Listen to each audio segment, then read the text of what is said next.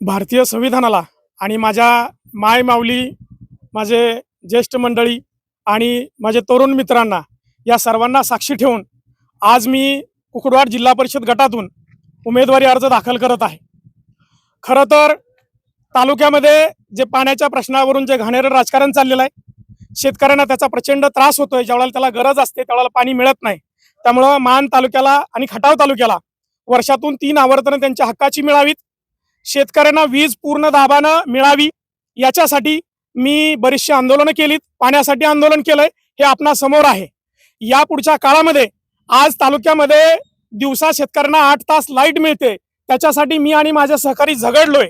आम्ही त्यासाठी प्रचंड मोठा संघर्ष केलाय आणि आज तालुक्यामध्ये दिवसा 8 तास लाईट येते.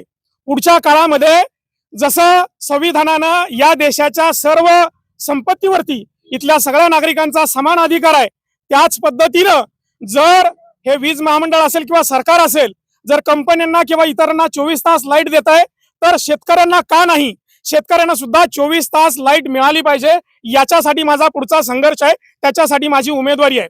मान तालुक्याला 3 पाण्याची आवर्तनं मिळाली पाहिजेत, हक्काची मिळाली पाहिजेत. कुठलंही घाणेरडं राजकारण न होता त्या पाण्यावरती इथल्या सगळ्या नागरिकांचा समान पद्धतीने अधिकार आहे.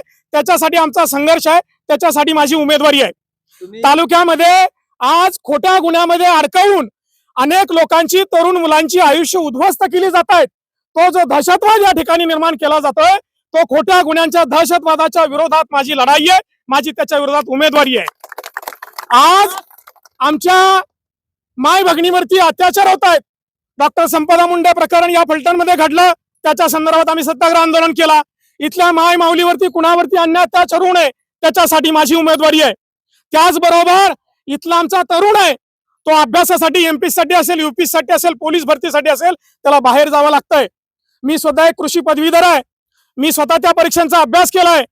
ते उच्च दर्जाचं स्पर्धा परीक्षा मार्गदर्शन केंद्र या मान खटाव तालुक्यात व्हावं, इथं चांगल्या दर्जाचे अधिकारी निर्माण व्हावेत, याच्यासाठी संघर्ष करायचा आहे, त्याच्यासाठी माझी उमेदवारी आहे. या पुढच्या काळामध्ये आपण बघतोय सगळीकडे पैशाचं आणि दहशतीचं राजकारण आहे. एकाच घरात एक घर झालं की दुसरं झालं तिसरं, एकाच घरात अनेक उमेदवार होत आहेत, एका घरात 60-60, 70-70 वर्ष उमेदवारी होत आहेत. आता तर नवीन ट्रेंड आलाय, आमच्याशिवाय विकासच होऊ शकत नाही, म्हणून आता या गटातनं त्या गटात, त्या गटातून या गटात चाललंय. आता आमच्या गटात, कुकुडवाड जिल्हा परिषद गटात उपऱ्यांची चर्चा चालू आहे. एक एकाला उपरा म्हणतोय, दुसऱ्याला उपरा म्हणतोय, पण खरी परिस्थिती अशी आहे, हे सगळेच उपरे आहेत. मी तिथला भूमिपुत्र आहे, माझ्या बापाचा आणि माझा 7 बारा कुकुडवाडातला आहे, माझ्या मागच्या सगळ्या पिढ्या तिथं राहत आहेत.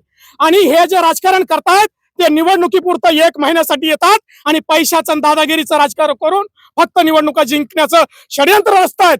परंतु शेतकऱ्यांसाठी, इथल्या माय भगिनीसाठी, इथल्या विद्यार्थ्यांसाठी, इथल्या ज्येष्ठांसाठी असेल, मी 24 तास आणि 365 दिवस काम करतोय. आणि म्हणून माझी उमेदवारी या शेतकऱ्यांच्या, महिलांच्या प्रश्नांच्या वरती, विद्यार्थ्यांच्या प्रश्नासाठी आहे. आणि मला विश्वास आहे कुकुडवाडची जनता मोठ्या मनानं एका शेतकऱ्याच्या मुलाला मोठ्या संख्येनं, मोठ्या बहुमतानं निवडून देईल, हा मला विश्वास आहे. कपाळावर भंडारा, डोक्यावर फेटा, घोंगडी घेतली, 3 बटणी शर्ट घातला, हसूड हातात आहे, खांद्यावरती आहे, हातामध्ये तुमचा संविधान आहे. ही मान देशाची परंपरा, संस्कृती असलेला वेशभूषा तुम्ही करून आलाय, काय सांगायचंय? अर्थातच ही मान देशाची परंपरा आहे. माझा बाप, माझा आजा हेच सगळे कपडे घालत होता, त्यामुळं मला त्या सगळ्या कपड्यांचा, या फेट्याचा असेल, या धोत्राचा असेल, 3 बटणी शर्टाचा असेल, मला अभिमान आहे. माझा बाप बैलाच्या मागे फिरताना हा असूड वापरत होता.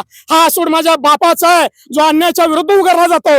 हा असूड माझ्या महात्मा फुलेंचा आहे, जो इथल्या भ्रष्टाचाराच्या विरुद्ध, अन्यायाच्या विरुद्ध आणि जी शोषित व्यवस्था आहे, जी सामान्य माणसाला चळते, त्या शोषित माणसाला कडाडून आणि जो अन्याय करतोय त्याला फोडून काढण्यासाठीचा हा असूड आहे. आणि त्याचबरोबर ही माझ्या खांद्यावरती घोंगडी आहे, ही मान देशातली घोंगडी आहे. ही भल्या भल्यांना ऊब देते, जो आमच्याकडे येतो त्याला मायेची ऊब देते, परंतु जो आमच्याशी गद्दारी करतो त्याला ही घोंगडी टोचते, त्याला ह्या घोंगडीवर झोप लागत नाही. जो आम्हाला त्रास देईल त्याला ही घोंगडी टोचल्याशिवाय राहणार नाही. आणि दुसरी महत्वाची गोष्ट, माझ्या हातात संविधान आहे. कोणी कितीही मोठा असला, कोणी कितीही जहागीरदार असला, कोणी कितीही मोठा सत्ताधीश असला, सगळे हे संविधानानुसार आहेत. आणि कोण दादागिरी करत असेल तर त्याला फक्त संविधान हेच उत्तर आहे. म्हणून मी आज संविधान घेऊन आलोय. थांबा तसंच